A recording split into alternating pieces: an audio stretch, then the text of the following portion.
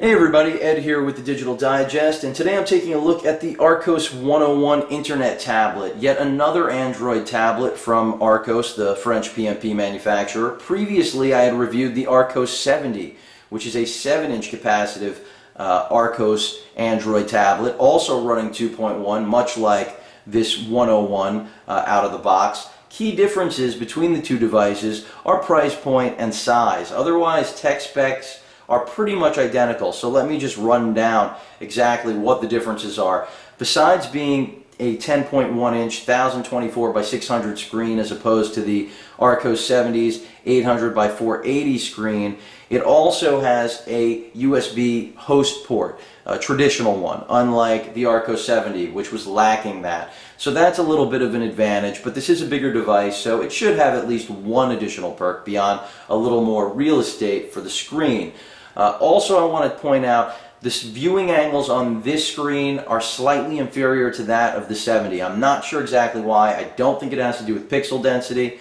I think it's more a matter of that they're simply maybe getting the panels from different sources. Did read some stuff online pertaining to this panel being the same one used in the ViewSonic G tablet. And if that is the case, then that might be why we're seeing some of the poor viewing angles. But I don't want to in any way disparage the screen really here, because on the whole I still have been really impressed with it, and it really doesn't take away from the experience. Just don't expect other people to your left and right really to be enjoying the device the way you will be. Let's just leave it at that. Moving away from the screen, again, 256 megs of RAM just like the 70, the same ARM A8 Cortex 1 gigahertz clocked processor, a good chip. It's got the same front-facing camera, same BG and N Wi-Fi ability, Bluetooth, of course, 2.1, so you can tether or connect other Bluetooth devices.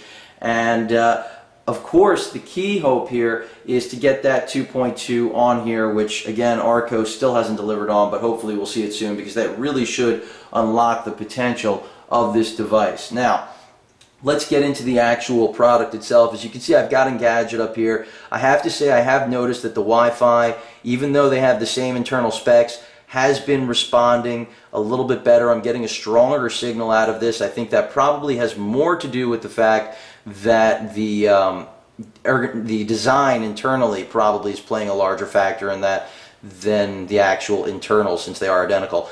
Screen also more responsive. I'm finding pinch to zoom to be the best I've seen, even better than the 70, even though again it's supposed to be identical hardware. So I am impressed with that. Let me show you loading up another page. Again, no flash support here, so don't be shocked by that. Let's say I pick a little news source here.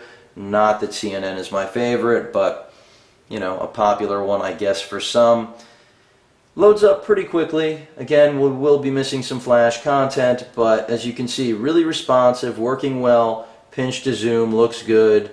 You know, I'm just really impressed so far with everything about the device, and I do find the 10-inch to be a completely different experience than the 70, since clearly the 70 is meant to go mobile, the 10 is really meant to be at home. And again, I can't stress enough, if you're looking for a mobile device that can pack mass storage of your movies, and pictures and, you know, whatever content you may have, then you want to go with the 250 gig model, which hopefully will be surfacing soon. Again, I hope to be able to get my hands on one of those when the time comes. Beyond some general web browsing, let me take you guys back to the home screen. Again, I haven't had any time to play with this, so you're looking at the stock overlay that Archos employs. As you can see, your music panel, your video panel. I could just throw on some video so you guys can see what that performance is like.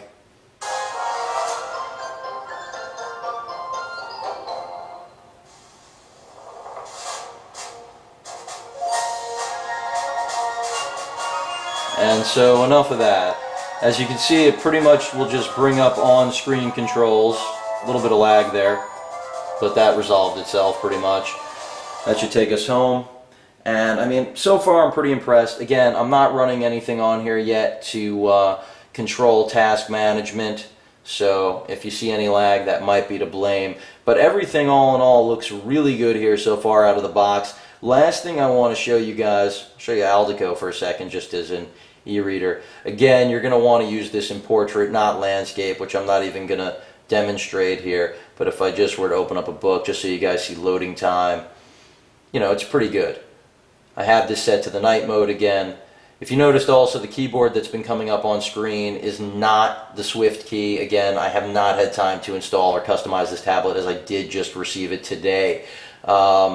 Last thing I want to show you guys, of course, as I mentioned, is the build, so let's take a look at that. Again, key difference on this tablet is that it is slightly larger, and as a result, on the left side of the device, as you can see, we've got a little bit larger layout of ports here. You've got power down there at the bottom right, HDMI, your micro USB, your micro SD card slot underneath it, the USB host, as I mentioned before, and then your 3.5mm headphone jack. Really liking, or I should say preferring, the power and volume rocker on this design than the 70, even though again the 70 does have a much more solid feel in the hand, but that's because simply more plastics had to be employed on this build since this is a much bigger tablet.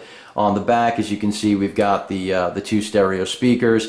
Kickstand I'm really liking since it does articulate so that you can have it in both an angle for viewing movies as well as browsing the web hands-free, let's say on your bed or couch, so that's pretty cool. Close up that kickstand. It is a pretty tight kickstand, know that in advance. The accelerometer, G-sensor seems to be working pretty well. And yeah, I'm overly impressed so far. There's your microphone, by the way. Don't let me forget that for your recordings and video chat. And overall, I'm really impressed, guys. Hope you enjoyed the initial impressions here of the device. I really like it so far, and commend Archos on doing a very good job of putting out an affordable tablet where you get really more than what you pay for. You're getting a complete experience, which I can't really think can be said for anything than the Galaxy Tab right now. So at this price point, highly recommend. You'll see further impressions from me soon. Hope you guys enjoyed the video. Any questions or comments, please feel free to post them. And of course, feel free to subscribe. Later.